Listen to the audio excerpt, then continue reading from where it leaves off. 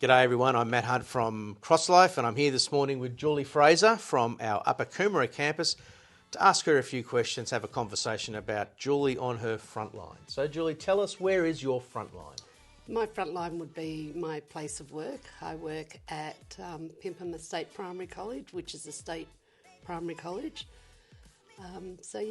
Both students and staff. So what's your role there? I am a special needs teacher aide. Okay. So there. And you got many kids in your class? Well, we work all over. Across. I've done last year or this year was years 3 and 4. Yep. Next year I'm going into the prep 1-2 area. What do you rather, the older or the younger kids? The younger ones. I really don't mind any, and I'm happy to work anywhere. But yeah, I'm really pleased to be going into the younger years. And I know it's a job you love doing, isn't it? Yeah, I do. Yeah. So tell us, how do you influence your frontline? I think my calmness, which comes from obviously being a Christian, just having that faith, and my calmness, I think, is a big influence. I work with some very big personalities who are absolutely lovely people, but I think that, it's my calmness is the most that influences others. So that whole idea of struggling world that we talk about at CrossLife is a little example of that people are all over the place sometimes with the pressures, and you just that calming influence to say it's okay, it's in hand. In the de-escalation, I think someone just has to be calm and we need to bring it back down. And I find the kids respond well to that. So what encourages you in your witness or your faith on your front line? And have you got any sort of examples of that in the last 12 months or so? We did have a time where we had one student who was, very escalated to the stage where the whole room had to be evacuated. And just being with him, being able to talk very calmly with him, give him the time. But then after we de-escalated and that was settled, it was to come back in with the other kids. I think that was what I really felt was God leading and God, because that was not something that I would normally do. But I really felt the instance where I needed to come back in with the teacher and the other students, just to be there and help them, because sometimes we only worry about the child that's escalating, not the others. Ones around.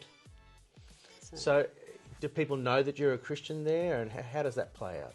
Yeah, I am very open with the fact that I'm a Christian, and wearing a cross, the kids are very open to saying, why do you wear the cross? Or I go to church, and the conversations really open up. I've worked at previous schools where it was never quite so open, but this is a different demographic, this school, and the kids really are open to asking questions. They will share verses if they've learnt them.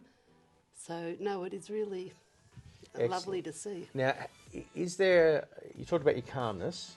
Is there other ways that you feel God's used you as a vessel to influence your front line? Being open in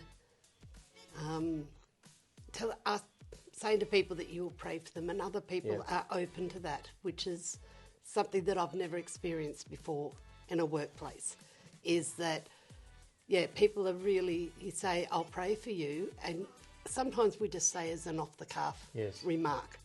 But these people actually are stopping and waiting for you to do it. And it may be just a really short prayer, but they are really taking hope from that. So how did you feel the first time someone said, yes, please pray for me now? Yes, exactly. And I'm thinking, what do I say? I'm thinking, because I'm not a great public prayer at all. I always feel very, not comfortable doing it in public. And the first time I was like, because it wasn't a Christian person that had asked for it. So it was really quite, but I fumbled through it, I think, and got there and just thought, what do I say? And the words just come. And I'm sure they appreciated it, the fact you were praying for them. Now, if you're talking about prayer, I've got to ask this question. Have you seen many prayers answered and had conversations from that? Personally, I have. Yes. About 10 years ago, I went through a lot of personal changes and health changes. And one day I basically just threw my hands up and said, I don't know what to do. Yep. I don't know how to secure employment. I don't know how to do. And I just sat back and put it all out there and put it to God and prayed. And sure enough, the hours came in, the right doctors came along. So personally it was... And that's where you are now. That's where I am now, and that's why I'm where I am now. And I suppose why you then can pray confidently for others as well. Well, I try my best, yes, I do, yes. Well, I'm sure the school is deeply thankful for your presence there, and I'm sure the Lord is too.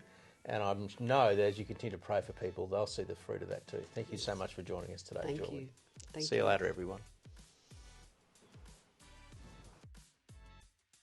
G'day everyone, my name's Matt. Welcome to the Cross Life YouTube channel. Make sure you press like and subscribe and the bell so you get notifications to see more of our great Cross Life videos.